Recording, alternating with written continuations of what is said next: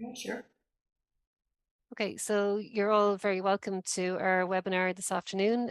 It's entitled The Benefits of Exercise Classes for People with MS, and we're joined by one of our yoga instructors, Kira Murphy, and one of our physiotherapists, Emer Bell.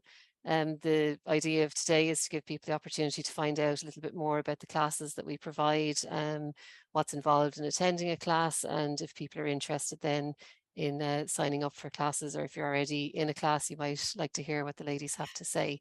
Without further ado, we might kick off and give the floor to Kira. Thank you, Deirdre. Just to give you an example as to what we provide in our yoga classes, specifically how I would run them. And I know some people can, when they say yoga, they kind of think of people standing on their heads and all of these different traditions or different associations that might go with yoga. And it did start from an Eastern philosophy point of view, but very much spread over the last number of years into the Western world. And most people are very aware of the name yoga and what a yoga class entails. So for me, what yoga is basically about the mind and the body experience. And when we say that, we basically are about balancing the body and the mind. So from a physical standpoint, but also from an emotional standpoint, we work on the body physically, just in terms of balance, but also in terms of balancing our emotions. So there's a lot that can happen within a yoga class. Some of the physical benefits of yoga are in relation to MS in particular, is in relation to our balance issues. So within my classes, I will structure the class so that we'll work with certain asanas to promote balance. We'll also work with strength and conditioning of the body in relation to our muscles and our joints. And also then in turn with that, we'll also work on, when balancing the body, we also balance the emotions, but that'll all become a little bit clearer as I kind of express a little bit more as to what goes on within the class. And we also work on flexibility, and yoga has also been proved to be very good for fatigue and relaxation.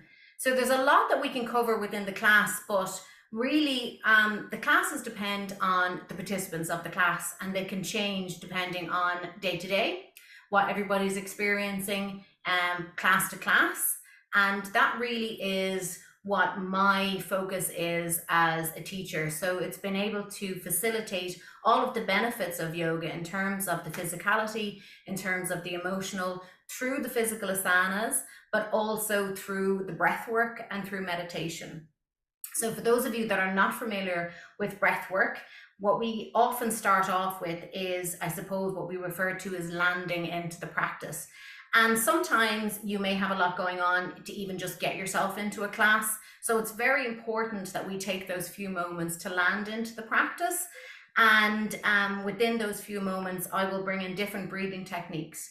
And the breathing techniques are used to facilitate the body and the mind. So it can use to bring our focus inwards into our own minds, but also into our own body. Now, we're all very aware of what we've got going on a day-to-day basis, or so we can think, but sometimes taking that few moments at the start of a class and really tuning into the body is quite important. And when we become more aware of what's going on in our body, whether we decide to share it with the class, which is very much what we do in our classes as well, we've always open to sharing as to what's going on with people on a day-to-day basis, or whether it's just being aware of that within yourself and utilizing the tools that we bring into the classes to be able to facilitate that working with whatever you have going on at the time. So say, for example, and as I said, that can change. For example, today is a pretty wet day. And I know for some of my class participants, they can be really affected by the weather. They can find that can make a difference in relation to their fatigue, it can make a difference in relation to the inflammation in the body. So in that circumstance, today's class that I just did there earlier on was very much about bringing in a little bit of gentle flow and a little bit of gentle movement into the body. So facilitating the releasing of toxins through the breath work at the beginning of the class, and then also bringing in a little bit of movement to work on the flexibility, but to get the circulation going and to really acknowledge that that's where we are at today. So there's a very broad range to the classes in terms of working with our breath work. The breath work is very good, as I said, in relation to bringing calmness to the mind as well as to the body. So for me, yoga is very much of clarity of mind creates clarity within the body, if that makes sense. And the more tune we are in with our bodies, then the more we can help to facilitate what's going on for us. And use the breath work as well. So as well as the physical aspect of it, we can use the breath work to help us move through any niggles that we might have going on. So within that awareness, if you've got a little bit of a niggle happening in the shoulder and we are doing our asanas, I would always promote you to feel into the body and work through the asana or the movement or the stretch, but also knowing that you can use that breath work in order to be able to work through that movement as well. And then with that as well, within every class, we also have an element of relaxation, because as much as it is important for us to move our bodies and to facilitate the strength, the flexibility and the conditioning work within the class, it's also very important for us to have that little bit of rest and respite within the class. So I'm hoping that it's a very general cover of what happens in the class, and I'm probably going very fast trying to fit it all in. But certainly I'd like to think that what I have tried to offer is that the classes are very much holistic. So they work with the emotional body, the physical body, and we also work with each other. And that's the importance of the classes. We really work with each other, where each other is at. We support each other within the classes. And I'd like to think that I support my students within the classes. And hopefully those of you that haven't had the opportunity to come to our yoga classes, I'd just love you to just give it an opportunity and please join in, because it is also fun. Thank you. And just one other question in terms of anyone who might be a little bit shy about trying yoga or giving it a go, what would you say to those people that might be listening today? Well, for starters, we're all a good bunch. Everybody supports each other. Totally understandable that you can be shy, particularly if something that's new and you're maybe not familiar. But what I would say is that yoga is genuinely for everybody. And if it's a case of you come on board and just start to breathe, that is a starting moment. We are very supportive of each other, and I suppose just give it an opportunity. Just give it a try, if you can. And like that, we're very open in relation to like yourself, Deirdre, and who can kind of give you a call and express that kind of shyness, and just, I suppose, we can be aware of supporting anybody who might be a little bit. That's great. Thanks, Ciara. So thanks for that, Ciara. That was excellent. We'll just move on to Emer, and Emer's going to speak to us a little bit about physiotherapy-led exercise and how we go about that and the benefits of it. Yeah. Thanks, Emer. Yeah, thank you, and thanks, Ciara. And it's not a competition between physio and yoga. But there are actually a lot of similarities, I think, in our approach. So I'm just going to talk a little bit at the start, just a little bit about just exercise and physical activity. So like we all know now that exercise is good for us, but I'm just going to run through just a few things. So the way I see like exercise and physical activity, so it doesn't have to be formal, like attending a class, although I will talk about that. It could be doing gardening, dancing, like different things. So I see like exercise or physical activity as like a key component of your overall, like your wellness and well-being. So that will be like your diet, getting good sleep, kind of like being as happy as possible, good relationships. So this exercise or physical activity, it being like one of these key components, what it can do then is help like with your body to have it as healthy as possible at a given time, and then also the mind as well. So like that kind of holistic, and they're interacting together. So in your body, it can help with like your heart health, like help with your blood pressure, like blood sugar level, like regulation, like a healthy weight. Then it can also help with like stress hormones, like reducing them, and then also increasing like kind of feel good hormones. And this then will help with like possibly sleep, even like memory, cognition. Your mind will also feel just clearer. Then also like exercise and different types of activity are good for like your bone health. So kind of like the density and strength in your bones. Then exercise and different types of activity are good for like, we call like kind of like your skeletal body structure. So making your muscles stronger so you can do things more easily. You'll also feel like more like maybe flexible, and that you'll be fitter, you'll have more like kind of, or we say maybe endurance, you can do things for longer, and you feel more energy. It can be good for your balance as well, and this can be in walking or doing different activities. So then in MS, all of these benefits are the very, very same, but then you can also use exercise and kind of target like specific symptoms. So you could be looking at it, trying to improve like one thing in particular or a variety. So again, it would be a little bit of repetition, but like muscle strength again. So you could be working on a particular body part or different parts, like your flexibility.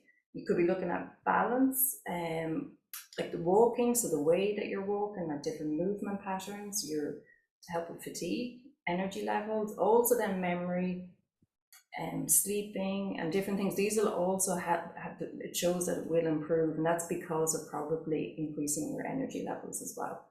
So in then the classes, I do online and in-person classes. So like there's definitely a little bit of overlap with yoga. So I always try to bring a holistic approach into the movement and exercise. So we always start with just a few minutes, so like a guided meditation, visualization. And this allows all of us just to become kind of more grounded and present, including myself. Then move into like kind of slow, conscious movements, which we're starting to bring in kind of like some stretching, flexibility, and kind of becoming more aware of different body parts. And you'll have that awareness of your breath as well during this. Then move into specific exercises, which will target kind of more like strengthening, aerobic, so like fitness, and then bring in again some flexibility and balance as well during it. Sometimes we might work specifically on balance, but sometimes it could be during specific exercises you're also challenging and kind of working on balance. And these exercises could be from the chair, so it can be for all different levels, or also in standing. So we can kind of target different levels. And then towards the end, then kind of cool down with kind of more kind of like slow conscious movement with short like guided meditation at the end, just to kind of finish with as well. So like I feel the group is definitely a good way to experience maybe like exercise or physical activity in a different way. And it's also nice because it's guided, so you can kind of give yourself that time. I kind of guide you, so you can switch off a little bit and just spend time kind of with yourself. And it's nice also because it's in a group, so it can kind of help with motivation and get the momentum of exercising going. And also you have the opportunity to learn from other people, like ask questions from me or other instructors as well. So yeah, I hope that kind of gives you kind of some more information. And yeah, any questions then I can expand. And again, I suppose, the same question that was asked to Kira, if I'm a little bit shy about starting a physio-led exercise class, and I'm thinking physiotherapy is something that you go when you've got to pull a muscle, or I'm not sure what it is that it provides. What might you say to people like that, Emer? Yeah, so it's like I suppose previously, even as a physiotherapist, wouldn't have maybe known what a physiotherapy-led exercise class is. So it is more like it is, and I am a physiotherapist, it is the knowledge of a physiotherapist doing the class, but really it's just a class about like exercising. So really just trying to help with like your strength and kind of your fitness and just your body, and like definitely focusing on your awareness of your body as you're moving. It's aimed at all different levels, and even during the class I can give different options. So sometimes you can do the exercise from the chair, or also in standing as well. And also like well, I feel it's quite nice as well, because I often use like kind of where we do like kind of like interval, they call it interval training. So you'll move for like 30-40 seconds, but during this time you do as many repetitions as you want. So you're kind of working with yourself. You can take a break, join back in, So it's not like, oh, you have to do 10 repetitions, then do another 10, do another 10. So there's a lot of freedom where you can push yourself as much as you feel you can that day, or you can kind of take it a little bit slower, take a break, and join back in. And I think you've described there like really well how at different levels and even maybe Yeah. on any given day, aside from your mobility, you might just, as Kira described earlier, you might just be having a very fatigue type day that you can mix and match. And some days it might be really full on and you're able for that, and other days maybe not so much. Yeah, I know. I think I've noticed like how you can kind of get more used to that, and I really try and encourage people to really listen to themselves. And because it's on screen, sometimes there can be a tendency that you're kind of focused on what other people are doing or what I'm doing. So, but once I kind of, you're happy with what you know I'm doing and you're going to do it, then I try and encourage people just to focus as much as possible on themselves and just to work with themselves and just to take a break whenever they want. Yeah, okay, so Siobhan has a question there that is it possible to join classes outside your area that might suit you in terms of time, etc. Certainly, Siobhan, we have accommodated people, and I suppose again that's one of the beauties of online. So I'm not sure which area you're in, Siobhan, but if you want to contact your community worker, or in general, if people have questions, you can contact the Kilkenny office on 056 7777 771, and Olive will kind of steer you in the right direction in terms of your community worker and who you need to talk to. But it is certainly an option that we can slot people into different areas and different classes. Yep.